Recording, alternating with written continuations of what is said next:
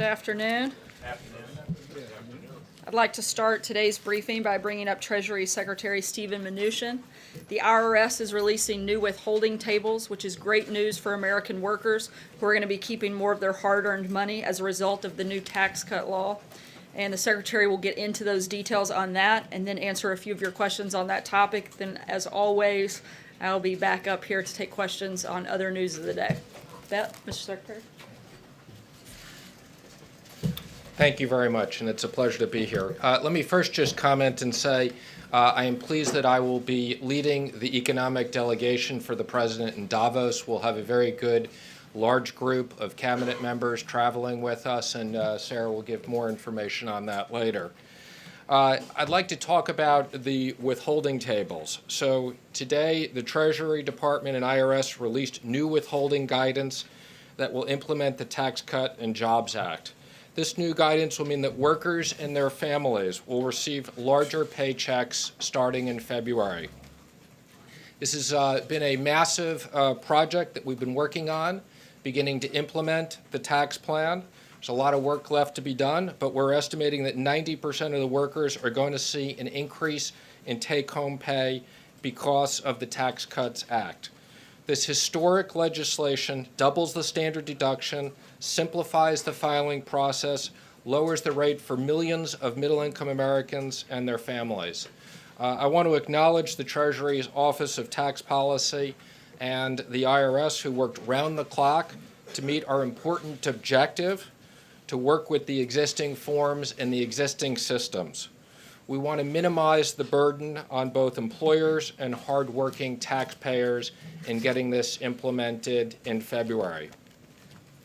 This is just the first step in a three-step process. Next, the IRS will be releasing a new withholding calculator that will be available on irs.gov by the end of February. This will help provide individuals with certainty so that they are neither over-withheld or under-withheld and can plan their financial decisions.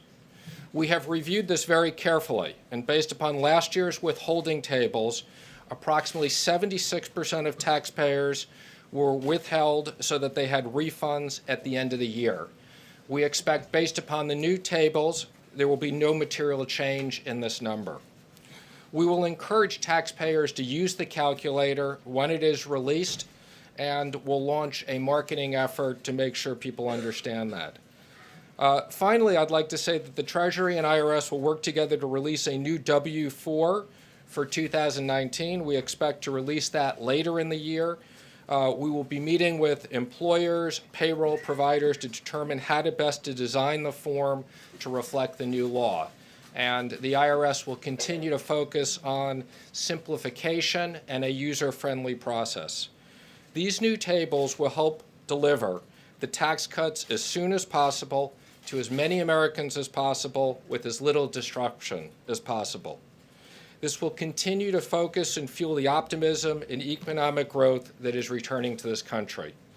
I'd also like to highlight the announcement this morning from Walmart. We want to thank them.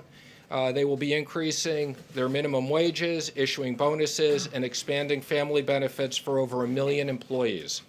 Walmart is the latest company to make such an announcement, directly result of the Tax Cuts Act, and they join over 130 other companies across the nation who have already given such relief. We're now up to over 2 million workers that have seen either special bonuses or additional wages. And with that, I'm happy to answer any questions. I have to start with you because you had the hat. Okay, thanks. Make me laugh. In regards to Walmart and the minimum wage, since they've already have the money and are increasing the minimum wage, does that mean that we can expect movement on the federal government's behalf to increase the federal minimum wage for everyone? Well, I think the most important issue is for companies to increase their wages. And Walmart's number is already above the minimum wage. This is obviously an issue for the federal government. It's an issue for states. But I'd say the real focus, which is what the Tax Cuts Act has been all about, is putting more money in companies. We've said all along, we believe that 70% of this will be returned to workers. Quick follow-up. Do you believe that they should raise the minimum wage, that it should be a federal raise? Go ahead. Mr. Secretary, just for those who are watching, on February 1st, will these withholding tables go into effect, and that's when the American taxpayer will first see a change in the withholding of their paycheck? Well, it'll definitely be in February. Some companies will have it set up for February 1st. Some companies may have the next pay cycle. But we are encouraging companies to do this as quickly as possible. We're ahead of schedule in the release of this, and we'd expect that in any event it's in February. What is the point of the Trump administration going to a place that is regarded usually as a hangout for globalists? Well, I don't think it's a hangout for globalists. I think the idea is the economic team is going to go over and talk about the America First economic strategy.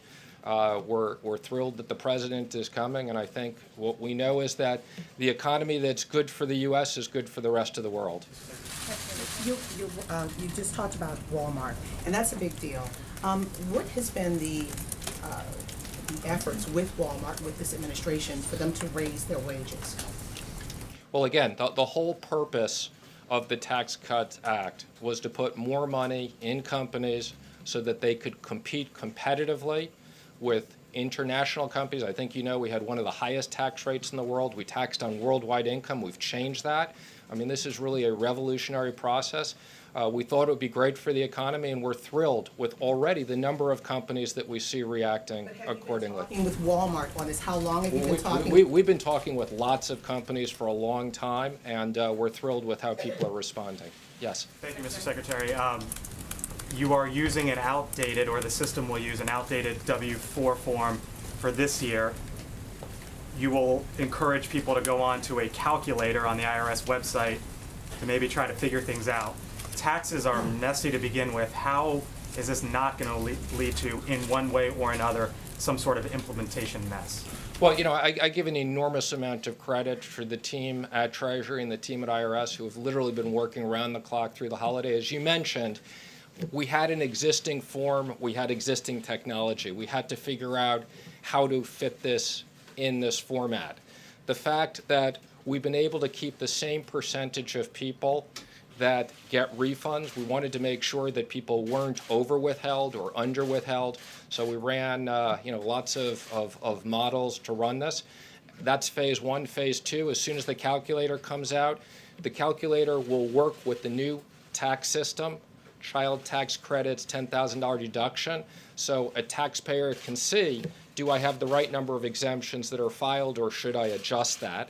And then, as I said, we're going to work on a super user-friendly form that fits the new tax system. We're going to try to do that. I want to make sure we get a lot of feedback as we design that and update this. I guess when people hear a three-step implementation process of a massive tax system, in no way this was rushed to try to get this out there for paychecks in February? Absolutely not. I mean, we update the withholding tables every year. You know, there's more work, but again, our objective is to get people money as quickly as they can. 90% of the people will see changes. Yes, in the back. Thanks, Mr. Secretary. I just want to be clear. It sounds to me like you are saying that the administration's policies are partly responsible for the Walmart wage rise, but that the layoffs are nothing to do with you. Am I understanding that correctly, and is that not inconsistent? What I'm saying is the administration's economic policies are a function of what we see: growth and investment. Different companies will do different things. Some companies will invest capital. Some companies will return money to workers. Lots of things are going on in the economy, and we appreciate what Walmart's doing. Yes. Thank you, Mr. Secretary. Last year at Davos, Chinese leader Xi Jinping made a speech, and he talked about isolationism not necessarily being a good policy for most countries around the world, and sort of was viewed very much as China making an entreaty to the global economy, saying, hey, we're open for business at a time when other countries are turning inward. Is the president going to respond to that line of argument when he goes to Davos? What's he going to say when he's there? Well, I think you've heard a lot of the president's messages. I expect that they'll be consistent. I expect the president will talk about trade, reciprocal, free, and fair trade. We've obviously been very clear with the Chinese on the issue that we have with the trade deficit, making sure that U.S. companies can compete fairly. And the president will talk a lot about his economic program and the impact on the global economy. Thank you, Mr. Secretary. Staying with trade, can you give us an update on the negotiations over NAFTA And how concerned is this administration over the fact that Canada has recently made a complaint to the WTO and that Mexico is concerned that this administration will, in short order, withdraw from NAFTA?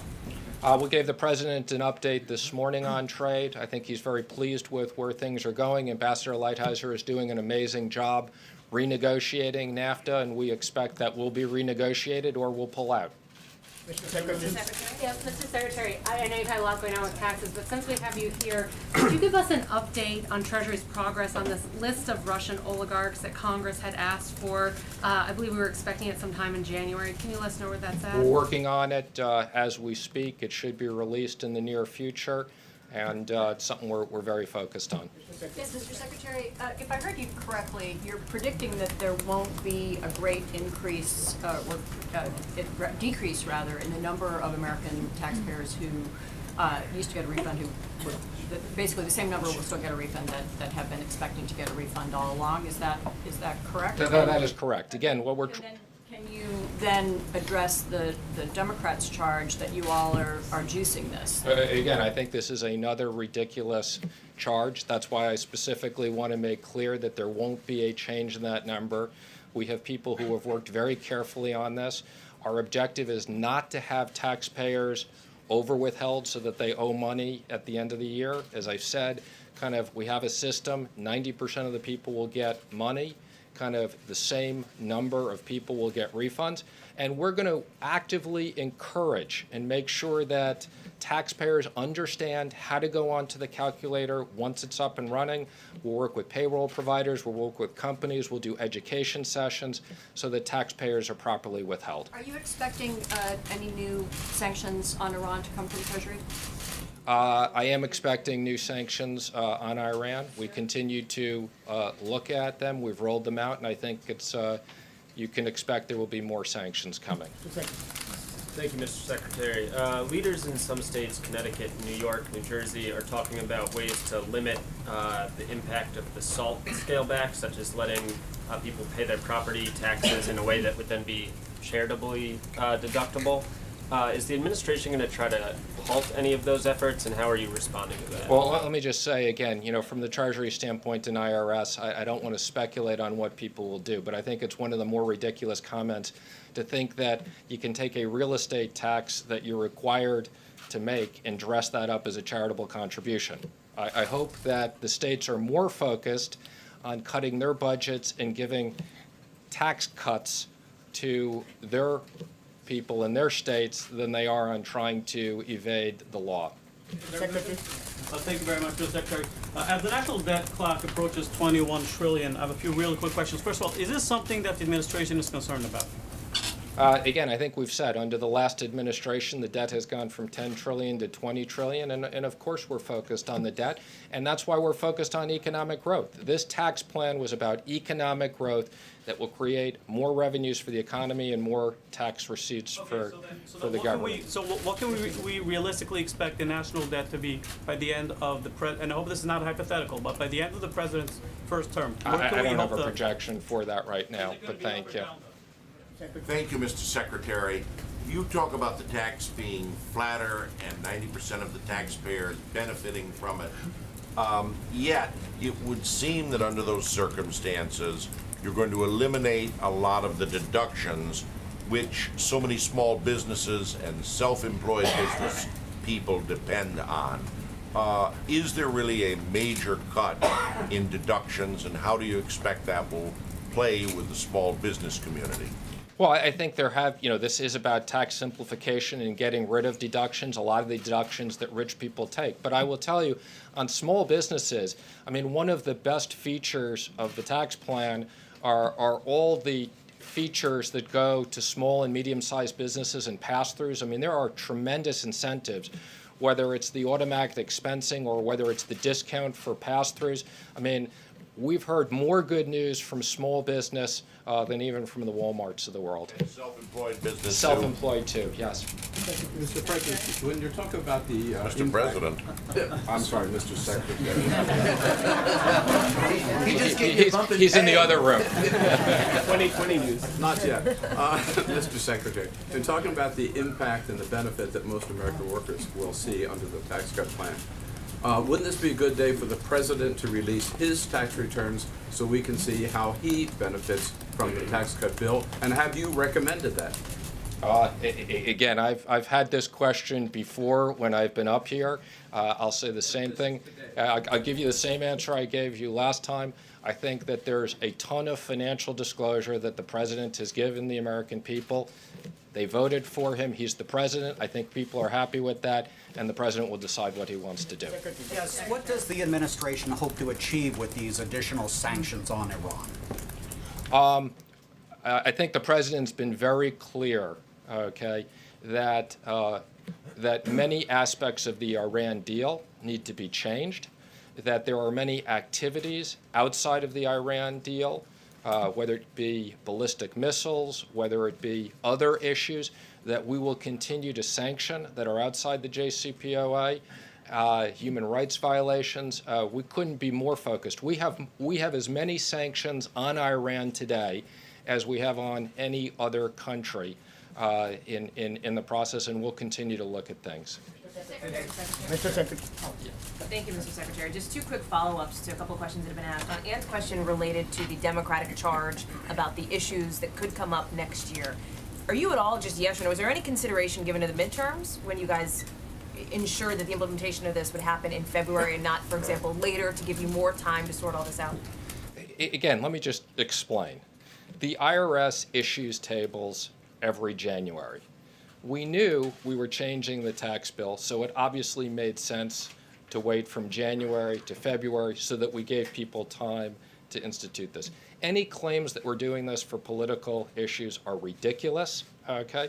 I'd also make a comment, the Democrats made a bunch of noise about our numbers and tax policy. The Inspector General just came out with a report that made very clear there was no political interference in this and how we ran these numbers. So I would hope the Democrats are focused on doing things that are good for the economy and the American people. And then just to follow up on Davos, too, with Major's question and Eamon's, you talked about the message being consistent that the president will deliver in Switzerland. Obviously, one of his big messages has been aimed at middle-class Americans. He got elected on this populist platform. I'm hoping you can explain how it's consistent to take members of his cabinet, many of whom are very wealthy, to go rub elbows with a bunch of other very wealthy people in Switzerland. Can you explain the consistency on the messaging? I can assure you that the members of his cabinet have no interest in going over there and rubbing elbows with anybody. This is about meeting business leaders. This is about meeting our counterparts. This is all about creating jobs, creating economic growth for the U.S.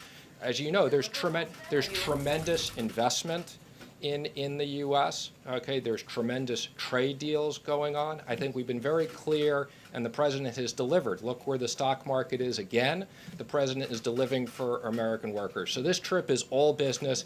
I can assure you it has nothing to do with anything other than that. Mr. Secretary, can you please say, when it comes to charitable giving, people worry that the new tax code with the higher standard deduction could limit giving to charities. Do you share that concern? I don't share that concern at all, and I would say quite the opposite, that we've raised the limits that rich people can give to charity to encourage charitable donations. So I'll take one more question in the back. Thank you, Mr. Secretary. Will the president decide today on the Iran deal, and do you anticipate that he will waive sanctions like he has done in the past? I am not going to make any specific comments on that. It is still under discussion, and I know the president is contemplating his recommendations. Thank you very much, everybody. Thank you, Mr. Secretary. Thank you, Secretary Mnuchin. Just a quick addition, because I know all of you are wondering. about that Walmart announcement. It is based in Arkansas, so just in case anybody clear that up, because I knew you guys were going to ask. In all seriousness, the tax law is already having an incredible impact on American workers and families, and this is only the beginning of what people have to look forward to in the Trump economy. 8 days from now, funding for essential government operations will run out. Unfortunately, Democrats are continuing to refuse to fund our troops and other important national security priorities that keep our people safe. Some Democrats are beginning to realize how irresponsible this is. Just yesterday, Senator Whitehouse said that funding the government should not be tied to immigration, that they should be separate issues. Threatening a government shutdown like that would be, in his words, counterproductive. What's interesting about this is that it's the position most Democrats, including Senate Minority Leader Chuck Schumer, held right up until the moment Donald Trump became president. Democrats should stop making our brave troops and essential government functions political pawns in their swamp games. They should stop their obstruction and work with Republicans to fund the government. Looking ahead to tomorrow, the president will receive his annual physical at Walter Reed. Dr. Ronnie Jackson, the president's physician, will conduct the exam, and Dr. Jackson has been a physician to the president for 3 consecutive administrations. He will release a statement tomorrow after the exam, and then will join me here in the briefing room next Tuesday to give a detailed readout and answer a few questions. And with that update, I will take your questions.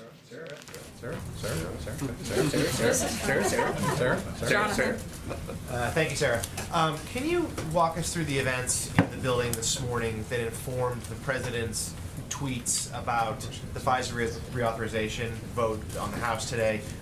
They seem to be took different positions at different times. And as a follow-up to that, what do you say to the idea that having these seemingly in conflict stances undermines the administration's ability to get an agenda done? We don't think that there was a conflict at all. The president fully supports the 702 and was happy to see that it passed the House today, but he does have some overall concern with the FISA program more generally. The president doesn't feel that we should have to choose between protecting American citizens and protecting their civil liberties. He wants to do both, and that's exactly what he's going to do. We don't see any contradiction or confusion in that. Roberta?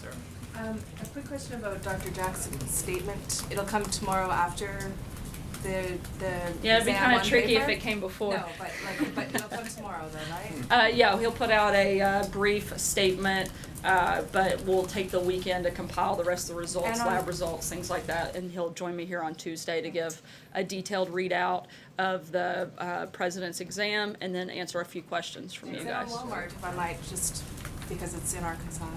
Great state. Everybody should go. At the same time as it announced the raises, it also announced that 260 Sam's Club stores are going to close without much notice. And I'm wondering if you have any comment on that aspect of what's happened today with the company. I don't have any comment on that specific component. We are, again, very excited about the raises and the overall influx of investment that they're putting into their company and helping over 1 million workers here in the country. Walmart is the largest employer in the country, and to see them do and make that kind of effort to over 1 million workers is a big deal, something we're excited about, and I think further evidence that the tax reform and tax cut packages are having the impact that we had hoped.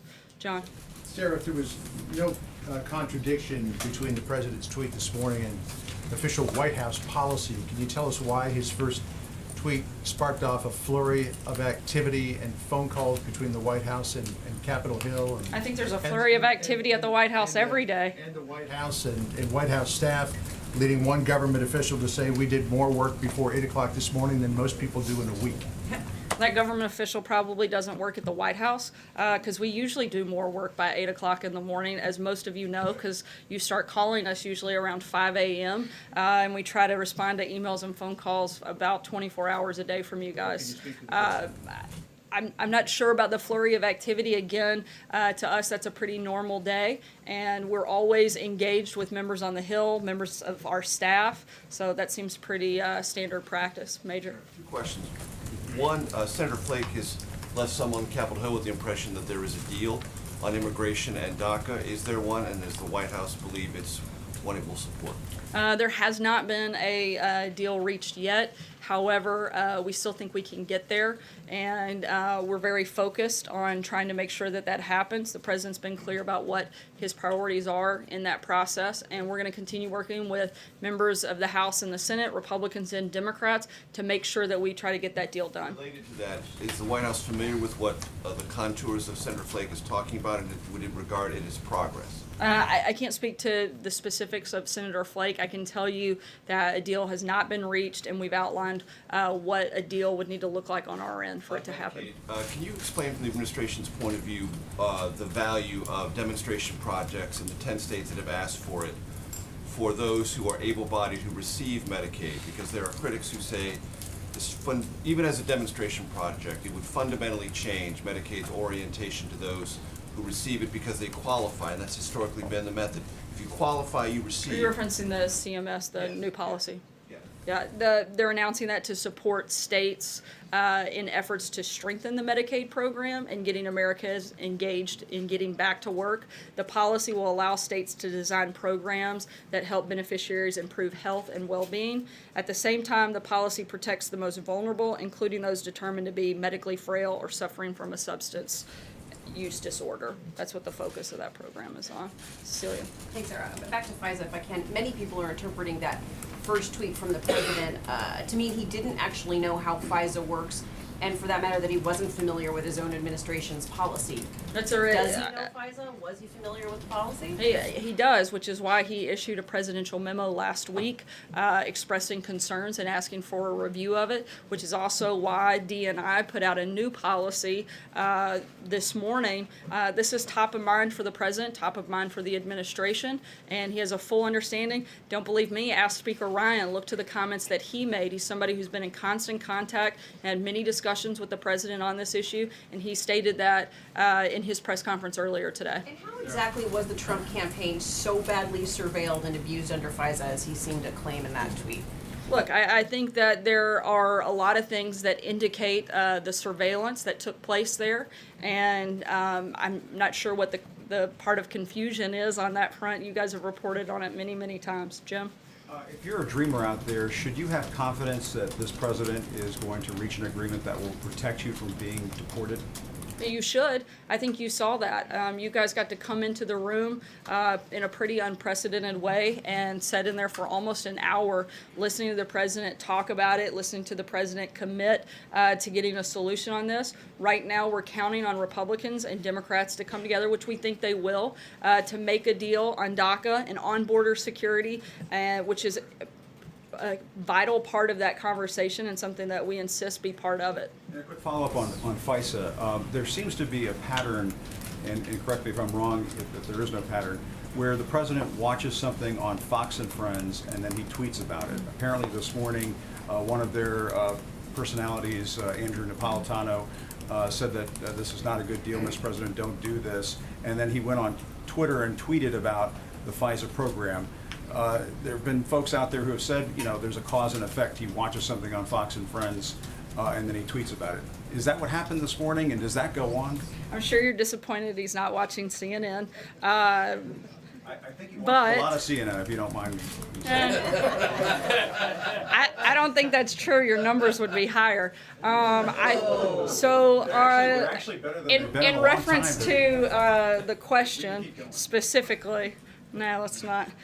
In response to the question, as I just said, the president has a great deal of understanding. This is top of mind. He was talking about it last week. He is issued a presidential memo on it. So it's not something that just happened this morning. This has been an ongoing discussion and something of great importance. The president doesn't believe that Americans' rights or liberties should be abused, but he certainly believes that Americans should be protected. And he wants to make sure we do both of those things, and that's why he supports the 702, but has concern with FISA more generally. Matthew? Thanks, Sara. Sticking on the FISA topic. Well, at least we're consistent. Yeah, if you didn't see confusion and contradiction between that first tweet and the White House past stated policy, then why 2 hours later issue that second tweet that seemed to clarify the position? We weren't confused, but some of you guys were, and we wanted to make sure you knew the White House position. People on on the Hill or people in We got these several, offices? I who had have several been questions saying- from people in the room. As I'm sure all of you know, because most of you are the ones sending them, President's been clear about what his position is. We've issued several statements on this, put out one last night that had to do with this. Look, I can't be more clear. I'm speaking on behalf of the President, on behalf of the administration, on what our position is, and I think I've laid that out several times here today. Blake? Sarah, on Medicaid and what CMS put out today, critics would say you need to be healthy to get a job in the first place. How are they wrong? Look, certainly we want the American workforce to be healthy, and we're focused on helping improve healthcare across the board, but we also want people to have jobs. We're working on both of those things simultaneously. I don't see how that conflates with one another. Just taking advantage of the system? Is that what I'm sorry? Do you think people are just flatly taking advantage of the system? I think there are certainly cases where that happens. We don't think that's the overwhelming majority, but there's certainly that's an issue and something we want to be sure to address. Sarah, back in the summer, the president said 100% he would talk with special counsel Mueller. Yesterday, he said we'll see what happens. He seemed to raise questions about whether there would be an interview. What's changed between the summer and now, and the president's thinking about speaking with Robert Mueller? Nothing's changed. We're going to continue to be fully cooperative with the special counsel as we have been. However, the president and his personal attorneys are going to discuss this matter with the Office of the Special Counsel, not reporters, and that's going to be the process that we follow. Dave? Those discussions are still going on? We're still cooperating fully with the special counsel, yes. Dave, go ahead. Back on the tax cuts, you mentioned that the Walmart bonuses are having the impact that you had hoped. As you know, Republicans alone in Congress passed the tax cuts. Democrats didn't vote for it at all. Why do you We think that's sad. We wish they had. explain then that almost twice as many Republican incumbents are quitting Congress this year as opposed to Democrats? Look, it's a midterm election, but we fully anticipate moving forward with strong House and Senate Republicans. Whether it's this year or next year, we're still focused on getting things done for the American people. And I really can't weigh in too much on specifics of the election or the midterms, but we feel really comfortable with where we are, and certainly with the record of success that we've had in 2017 to be able to run on that in 2018. Stephen? Sara, I am still confused about the timing of the tweet this morning, because it was 7:30 this morning, and the president referenced the fact that the House was going to vote today on this controversial FISA bill. He said that he intimated that under FISA his campaign was abused. Why would he do that this morning? The morning of the House vote on a program that he so cares about and wants. As I said, it was top of mind. DNI also put out a new policy on FISA this morning. This is something that's been ongoing, a regular topic of discussion, and the president wanted to put something out. There's not much more than that. Sarah, I'm not sure I got a clear answer from the Treasury Secretary to my question about what this administration hopes to achieve with additional sanctions on Iran. So I want to give you a crack at that. I'll wait until additional sanctions are made before I weigh in on what that would look like, but as the Treasury Secretary said, we anticipate that that's likely to happen, and we'll keep you posted as it does and what that process will look like. Michael? Yeah, we haven't made a final decision on JCPO. New ones would be outside of that. Obviously, yeah. Back to immigration real quick. Yesterday, I guess, a group of House Republicans put out an immigration plan that would deal with DACA, but would also do a whole lot of things that weren't kind of under the umbrella of the four things that you guys outlined in the meeting yesterday. Was that helpful? Was that not helpful to getting to a deal ultimately? Does the president wish that they take that off the table so that you can focus on what might be happening with Senator Flake or others in the Senate? How does a competing package? We think it's a great starting point. We think it's a great place. Even though it went beyond what the parameters that the president very specifically, and then you later after He the laid meeting out set the things he felt had to be included, not just what could be included. Certainly, we think that this is a good starting point, part of the negotiation process. If we could get everything done, we think that's much better than just getting part of it done. But we're okay with getting a deal done as long as it falls into the parameters that the president laid out. But he understands, right, that adding the extra things are what makes what has the potential to make this more difficult, because various constituencies think of those things as poison pills that are actually going to I think that's why it's called a negotiation. Everybody puts everything on the table they want. You figure out what you're not willing to give up, which we've laid out, and you try to come out with everybody winning, which that's what we're hoping to do, both Republicans, Democrats, the House, and the Senate. We've laid out those non-negotiables for us, and we're going to move forward in that process and hope to get there. By the next week or so, or do you I'm not going to put a time frame on it, but we certainly hope to get it done. I think the priority is making sure that we get it done and we get it done right. April? Sara, Secretary Mnuchin said that this White House has been working with businesses as it relates for a while, as it relates to this tax plan.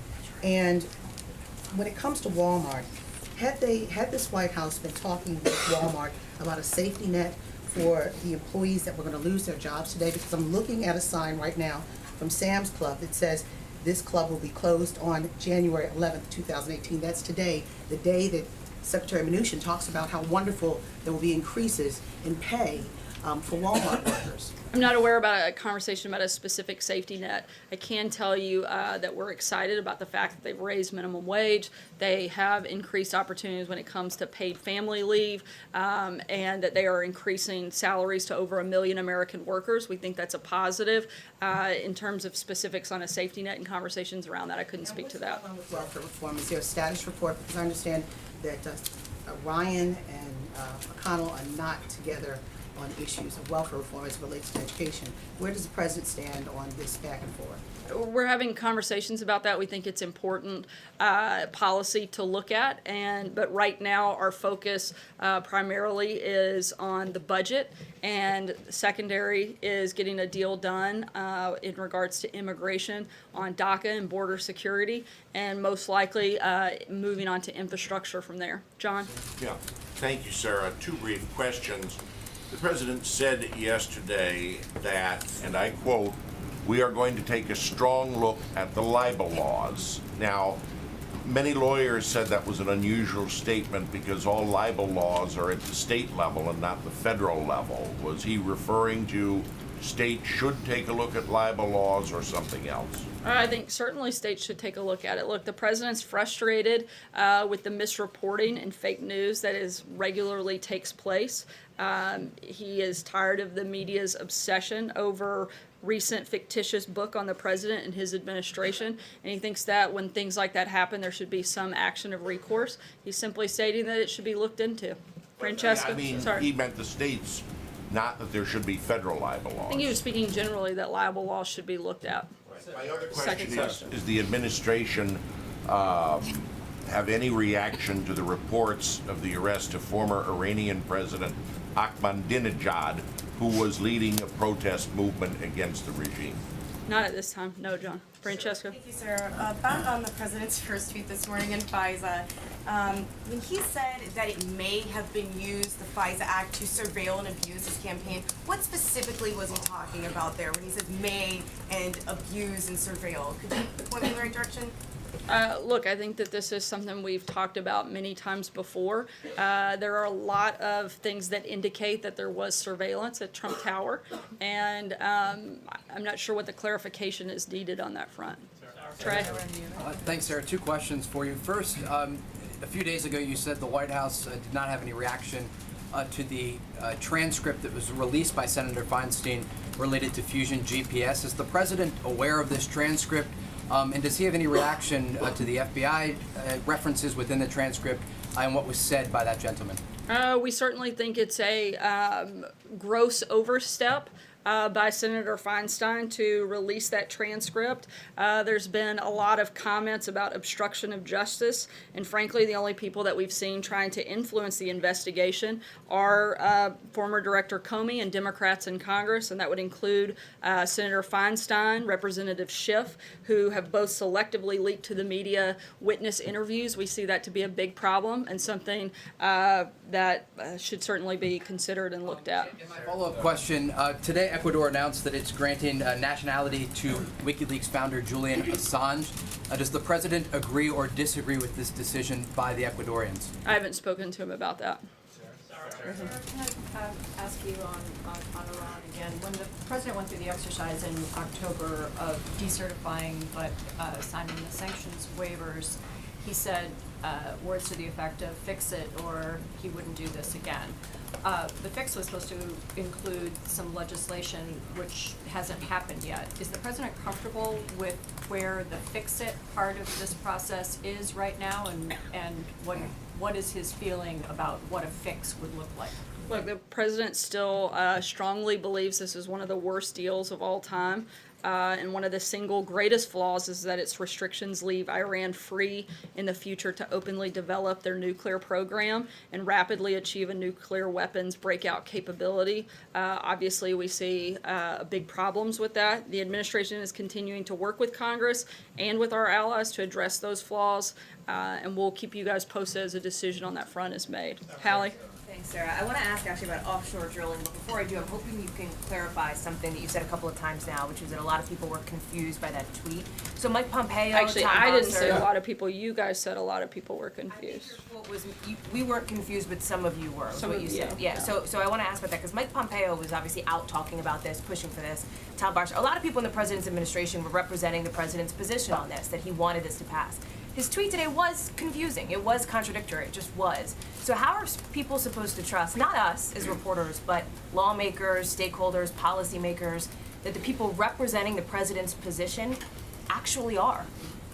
I think that the premise of your question is completely ridiculous and shows the lack of knowledge that you have on this process. I've tried several times. I'll do it a 10th time here. Look, the president supports the 702, but he has some very strong concerns about the FISA program more generally.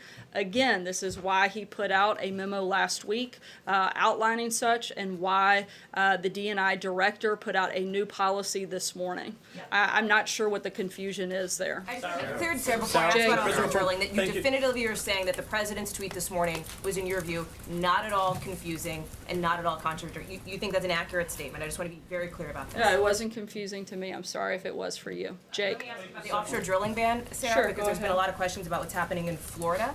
There have been other states that have pointed to the reason this administration is given for exempting Florida, saying that they also would like to be exempt.